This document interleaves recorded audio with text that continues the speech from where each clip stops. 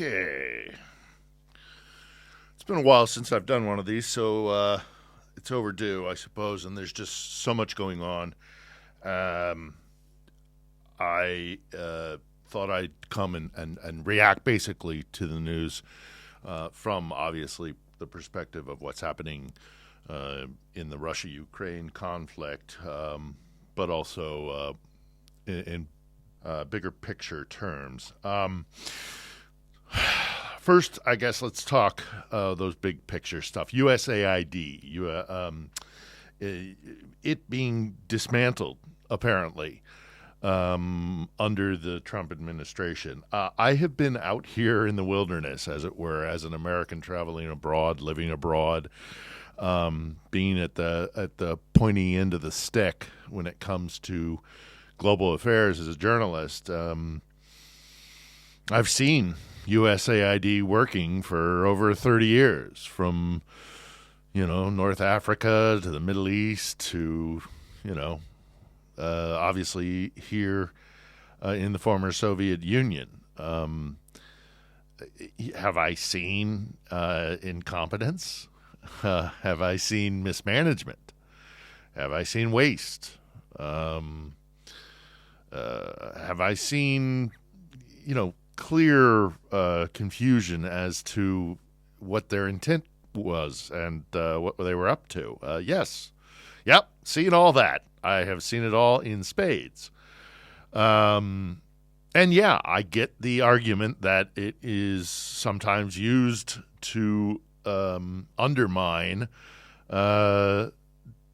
despotism or enact U.S. foreign policy that is itself confused and oftentimes, admittedly, malign. But I've also seen them providing shelter, tents, what have you, for displaced people or refugees. I've seen them, when I was inside the government, working ostensibly under the State Department and the Broadcasting Board of Governors, the BBG, when I was a VOA bureau chief in Islamabad and Kabul over a decade ago. I saw USAID rescuing thousands and caring for tens and many thousands of Pakistanis who were caught up in some awful flooding. They do a lot of good. They provide food for those who are starving. It is our soft power that we exert as Americans around the globe. And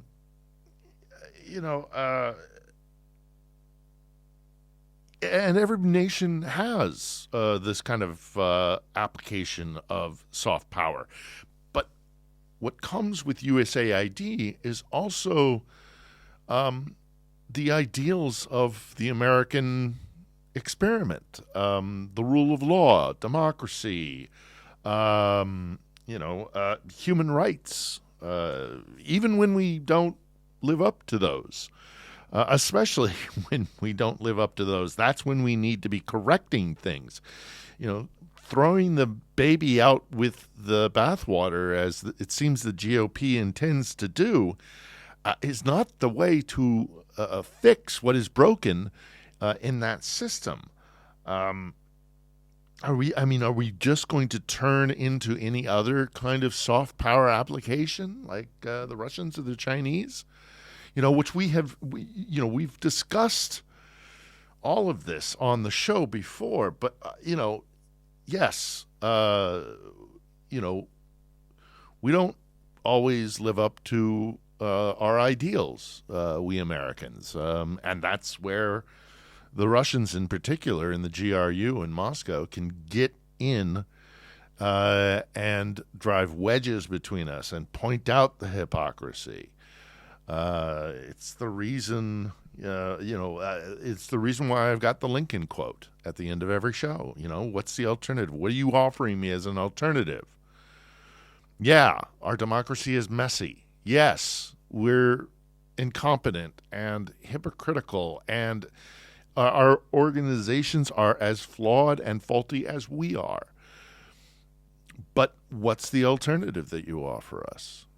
And that's where I stand my ground. So I am deeply concerned about USAID being dismantled. And I fear that we will replace it with something that is purely transactional. We will provide support through our soft power agencies only if you give this to us in return. And yes, you could argue USAID did that as well. Sure, another fault in the system. But genuinely, I have also seen USAID supporting journalists, for example, or civil society, free and fair elections, monitoring elections, making sure that despots around the world don't sleep easy at night because they know that their citizens have power and have recourse to their state, to their leadership. And that's, in many ways, what I've seen USAID instill.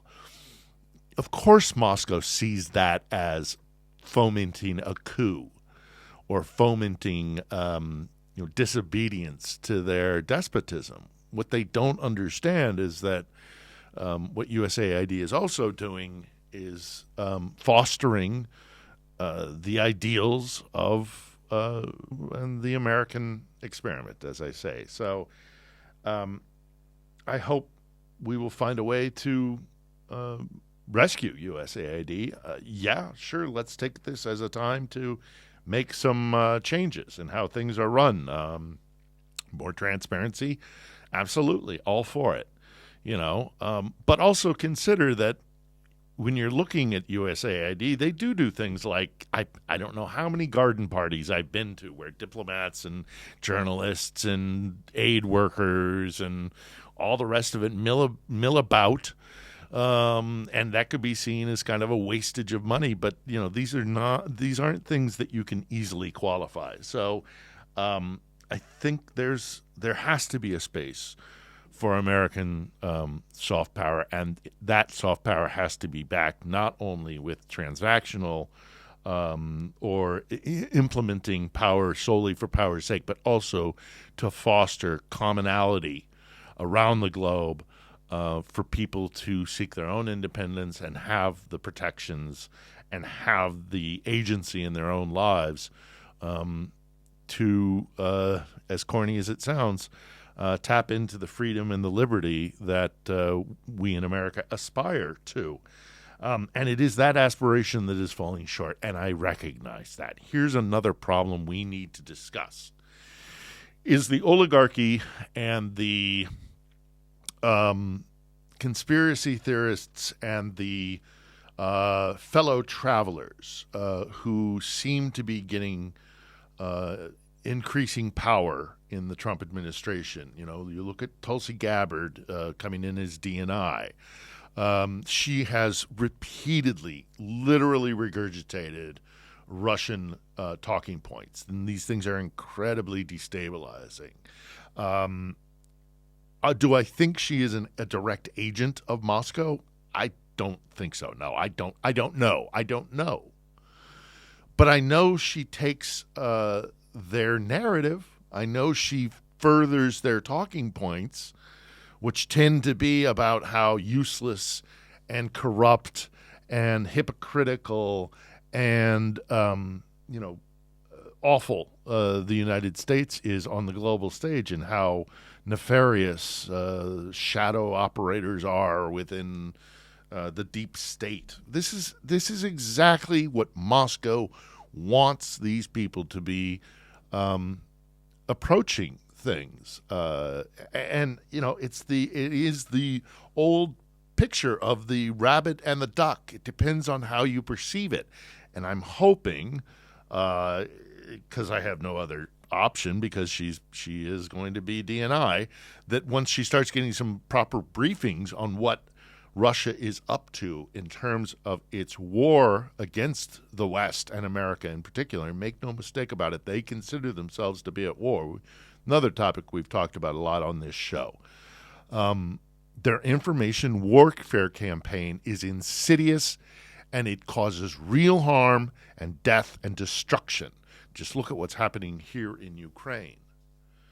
Another reason why USAid shouldn't be disbanded is, we wouldn't have gone through this winter, for example, without USAID helping us with the electrical grid and civil engineering. So, but not to go back into that topic, but to forge on with what I am deeply concerned about with people like Kash Patel and Gabbard and, of course, Elon Musk. It plays into not only what Moscow would like, but it is something that the Kremlin outlined and the Russian think tanks and public figures have been calling for decades and decades, even going back into the USSR. They know that they can't beat us militarily, so they want us to destroy ourselves from the inside, from our own internal divisions. And the guys that are working in the Trump administration openly say that they want to destroy the government. They want to break everything, go like a bull in a china shop, break it all down, and then, I guess the idea is to rebuild from scratch, from the ashes. They will rebuild the state. And I think that is exactly what Moscow would like us to do to ourselves. Now, do I think that, say, the GRU or the SVR, the military intelligence, Russia's military intelligence, fomented this situation, created this situation? I don't know, frankly, and I don't think any of us do, because all efforts to do a proper, open, transparent investigation into Russia's war, information war, but also, a very real war in the sense of harm that's being done. I don't know if they're the ones that set the snowball running, but for sure they've jumped on by now. So, another reason why we need to be wary of these massive changes that are being implemented and the disruption that is being caused just in this first few stages of the new administration. We need to be aware that at some point in some place there will be Russian agents working to put more pressure, to accelerate the disruption, to create more chaos. It's exactly what they want to do. And at the top of it is obviously the partnership with Musk and Trump. And I have been outspoken in my concerns about Trump's relationships with Putin and his open dialogue with saying he admired Putin. Another instance which concerns me greatly about this idea of abandoning our place as, facilitators of liberal democracy and converting it into just transactional power plays like any other, autocratic system on the globe. It's that old Bill O'Reilly interview with Trump where he said, Putin's a killer, and Trump said, well, we got lots of killers too. Well, no, then we should be doing something about that. That's not something we should accept. That's something we should be changing. And I don't like the road we're going down, and it concerns me greatly because this is what Vladimir Putin wants more than anything else, for us to destroy ourselves by abandoning our own ideals and turning on one another.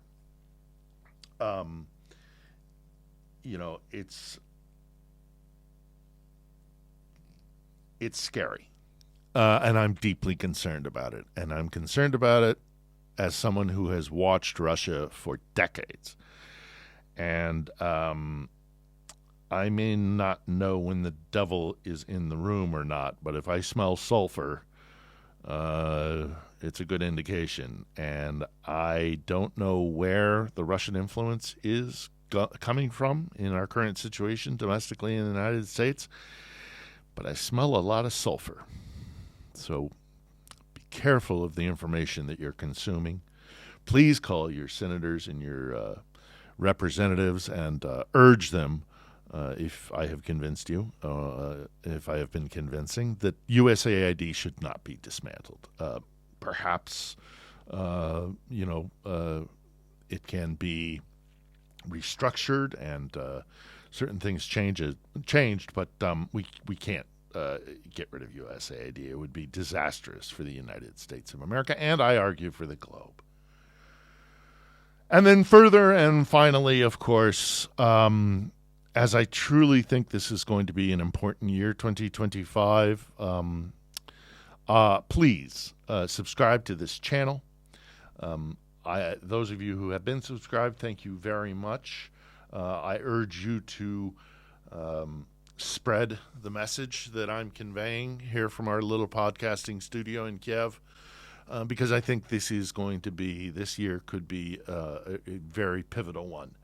And we here at On the Edge are going to fight as hard as we possibly can to get out the word from here, from a different perspective, and one that is decidedly against the ill intent and the machinations of Vladimir Putin's Kremlin.